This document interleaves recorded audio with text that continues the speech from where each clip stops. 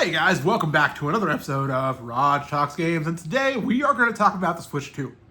We talk about the Switch 2 a lot, but more specifically, in this video, we're going to talk about day one upgrades on the Switch 2 from Switch 1 games.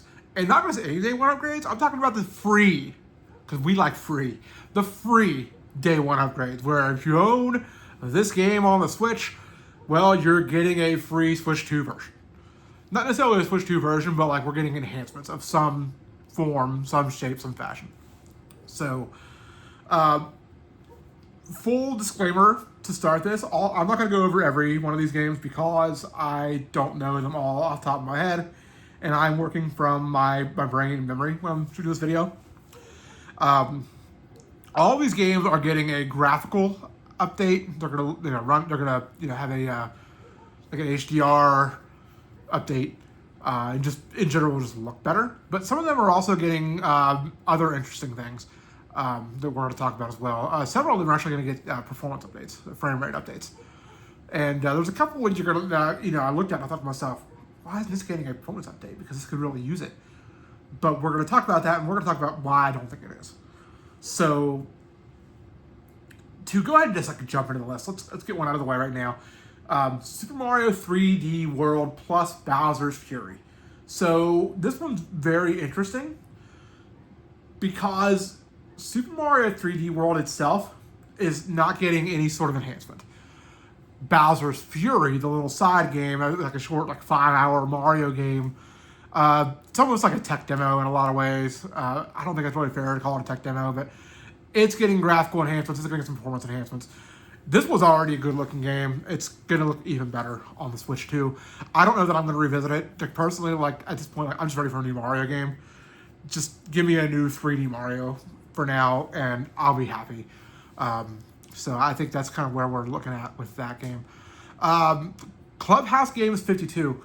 So I might be wrong on this, but I believe this is actually getting an update that's going to add mouse control support.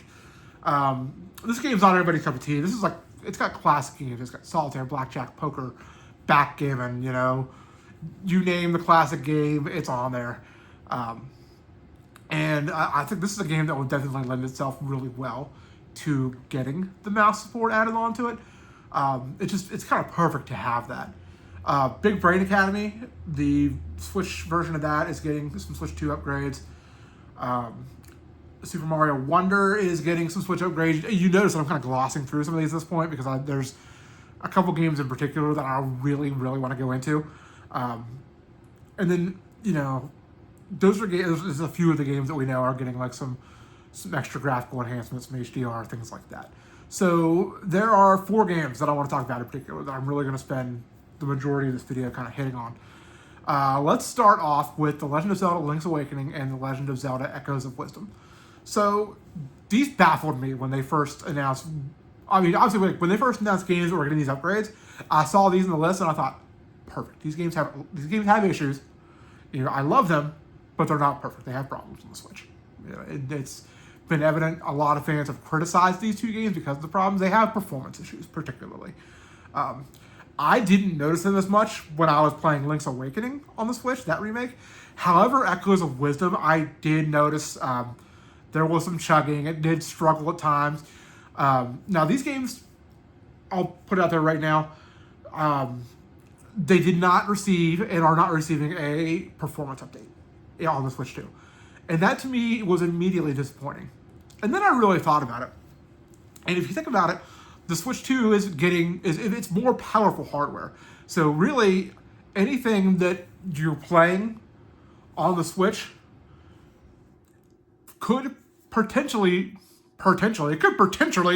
run better on the Switch 2. And here's why it is notable for Link's Awakening and for Echoes of Wisdom. Those games weren't targeting a particular frame rate. They weren't trying to lock at 30 and struggling to hit it. They weren't trying to lock at 60 and struggling to hit it. These 2 games have an uncapped frame rate. Meaning, on the Switch 2, in a more powerful hardware, the uncapped frame rate is going to just improve just as a benefit of running on stronger hardware. So you shouldn't notice like the big frame drops or the the slow down and just the chugging in general that you very clearly should have noticed when you played Echoes of Wisdom. I didn't notice it when I played the Link's Awakening again, but that's just kind of my experience with the game. It was actually the point like between not being 100% in love with Echoes of Wisdom, in addition to the performance of the game, that I didn't finish that one. But on the Switch 2, now that we're going to get this upgrade, it's potentially going to alleviate those issues. This is probably a game that I will now revisit and finish. I've seen a lot of whiners on the internet complain that they didn't want to play Link's Awakening because of performance problems, or they didn't finish Link's Awakening because of performance problems. I didn't notice them as much in that game. In fact, I didn't notice them at all. I really had no problem playing that. So if you've not played those because of what you've heard about the game's performance, now's the time on the Switch 2 to jump in, because it's going to have that free upgrade. You don't have to pay anything extra. So if you already own the game, like a lot of us do, just pop in the cartridge or download it back on your Switch 2 and go for it. It's going to get that patch and try it out. I think we're going to be surprised. But that's actually not what I'm most excited for. Let's talk about Pokemon Scarlet and Violet. These games are infamously, I don't want to use the word infamously bad, but they're infamous for how poorly they run on the Switch. In fact, I'm on the record, well, shout out to my buddy Russ here. He and I had several discussions about this. These are games that, in my opinion, I don't want to say they're unplayable on the Switch, but the performance of these games on the Nintendo Switch is absolutely inexcusable. It's unacceptable. The Pokemon Company, you can't say it was a money issue. They couldn't make a run. This is a laziness issue. They chose to not make this game, to not optimize this the best they could. And I think they could have made some sacrifices to the game itself to have made it a better game and made it perform better. Really we saw those issues at first with Pokemon Legends Arceus. And if you've seen anything from Pokemon Legends ZA coming out later this year, we've already seen that's going to struggle on the Switch. We saw gameplay on the Switch. It's not going to run fantastic, not going to look fantastic. But that's another one that we know that's getting the Switch 2 bump. So performance is being addressed, being fixed. We saw some screenshots yesterday, some renders of the Switch 2 version. It looks so much better. Just the rendering in that game is just 1,000 times better than what we saw on the Switch. I think that immediately is going to solve a lot of your pop-in issues. Just a much clearer picture. Everything just looks better. It's going to run better because it's getting that performance update. They didn't say specifically if it's going to have a locked frame rate. Personally, I would be happy with locked 30 on this. It's an RPG. It's a turn-based RPG. You don't need 60 frames per second. It's not necessary. It's great, but it's not something that's it's not like a shooter where it's extremely way more beneficial to have 60 over 30. In fact, even 40 I think would be a great benchmark for this. Simply because a lot of times when playing Pokemon Scarlet and Violet on the Switch, this would drop down to the low teens, even 11, 12 frames per second. In fact, it's one step above what we saw from the game sharing on the Switch 2, with the cameras, how bad that looked and how laggy that was. Pokemon Scarlet and Violet was just a little over that. And Russ would argue oh, these are great games, and I don't disagree. I think Pokemon Scarlet and Violet are great games. I really enjoyed when I played a Violet, but the problem is it ran so poorly that it's there's a great game here, but unfortunately it's trapped behind frame rate issues. And there's been a lot of games that over the years I've said that about, for one reason or another, oh, that's a great game, but it's unfortunately it's stuck behind this or stuck behind this. This is the poster child of a great game stuck behind performance issues. And another video that I want to do sometime, probably in the fairly near future, is a video where I want to talk about games that are really good, but unfortunately they suffer from this and it ruins them. So, Pokemon Scarlet and Violet, again, it's obviously the game of games in that discussion. So let's talk about, before we wrap the video up, I want to talk about what's going to be going on for the next, the rest of this week and throughout next week. So, I am leaving on vacation. I'm recording this Saturday. My wife and I are leaving on very, very, very early Wednesday morning. And we will not actually be back until the following Friday. So we're going to be gone for a week and a half. Clearly that presents, a video issue because I upload videos on Tuesdays and Thursdays. So this is actually the fourth video I've recorded this morning. In fact, my voice is like starting to go. Like I'm feeling it in my throat. It's a little rough. So you're going to notice, first of all, the next three videos after this one, I'm wearing the same clothes in all four of these videos. So I promise, guys, I do change my clothes. I shower. I'm not a dirty person that wears the same clothes every day. This is just filming back-to-back videos.